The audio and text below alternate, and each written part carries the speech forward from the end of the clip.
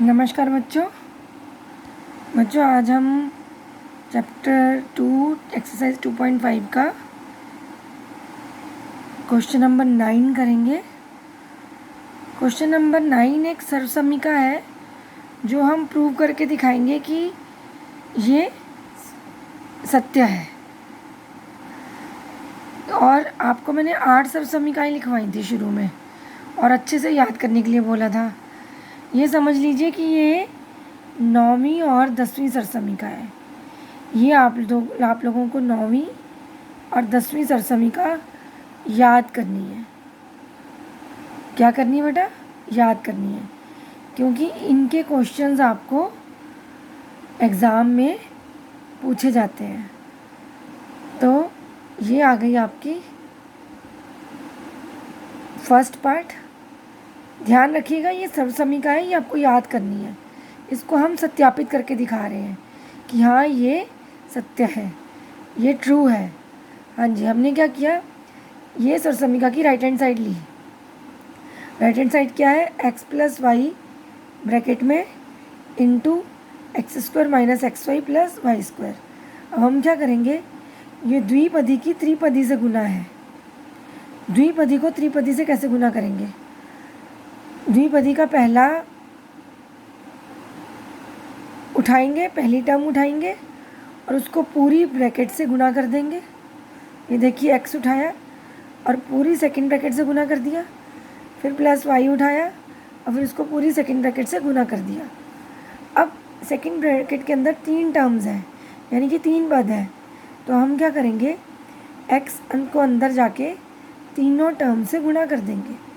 तो x को x square से गुना किया तो आंसर आया एक्स क्यूब। x को एक्स वाई से गुना किया, आंसर आया minus x square y. x को y से स्क्वायर से गुना किया, आंसर आया एक्स वाई स्क्वायर। इसी प्रकार प्लस y को भी इन तीनों से गुना करेंगे। ये आया प्लस एक्स स्क्वायर वाई, ये आया माइनस एक्स वाई स्क्वायर और ये आया प्लस वाई क्यूब।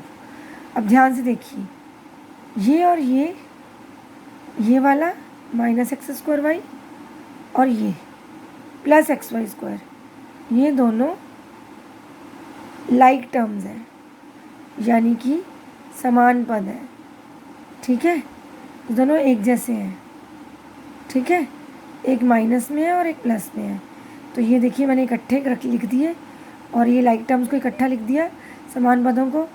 तो ये आपस में हमने इन दोनों को काट दिया।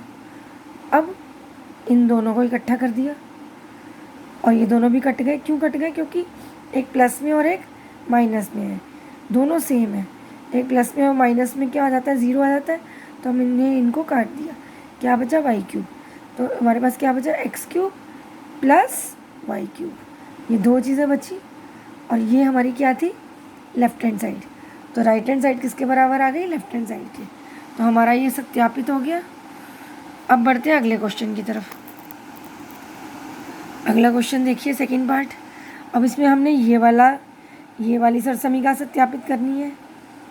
x की घात 3 माइनस वाई की घात 3 equal to x minus y bracket x square plus x y plus y square. हाँ जी, इसको कैसे करेंगे? अब हम राइट हैंड साइड लेंगे।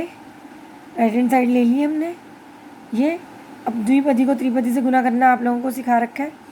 इसका पहला पद लीजिए और पूरी ब्रैकेट से गुना कर दीजिए। फिर इसका दूसरा पद लीजिए माइनस वाई, पूरी ब्रैकेट से गुना कर दीजिए। तो ये आ गया एक्स पूरी ब्रैकेट से गुना होके x into x square x cube.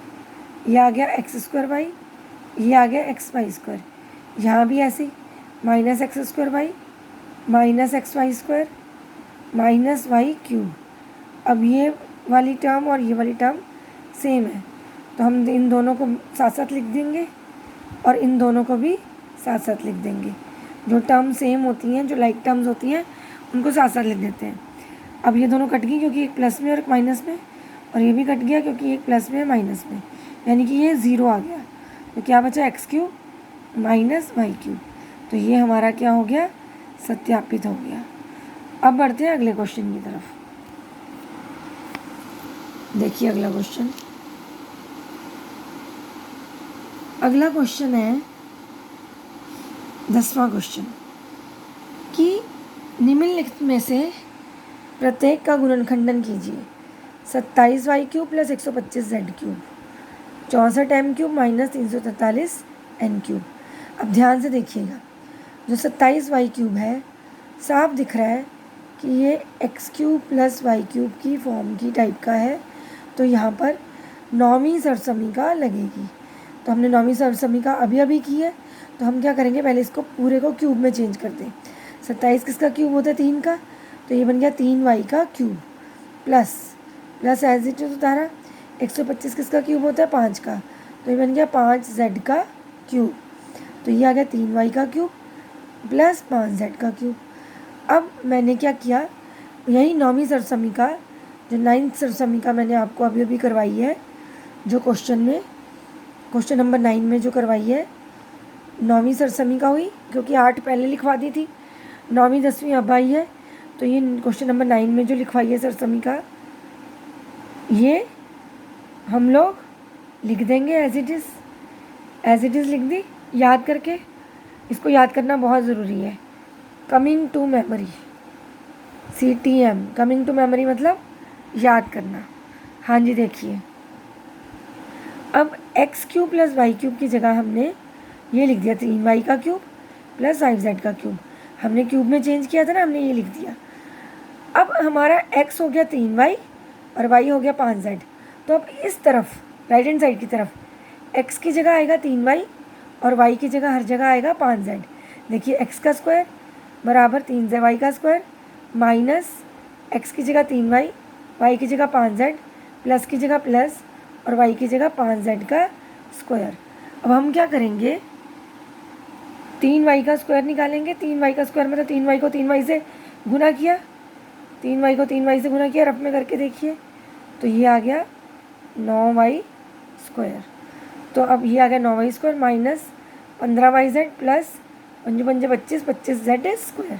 तो ये 2 टुकड़े हो गए, तो ये हमारा ये आ गई ये वाली टर्म, ये आ गई ये वाली टर्म, यानी कि 2 गुणनखंड हो गए हमारे।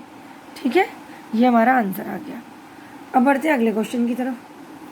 अगला क्वेश्चन है 64m³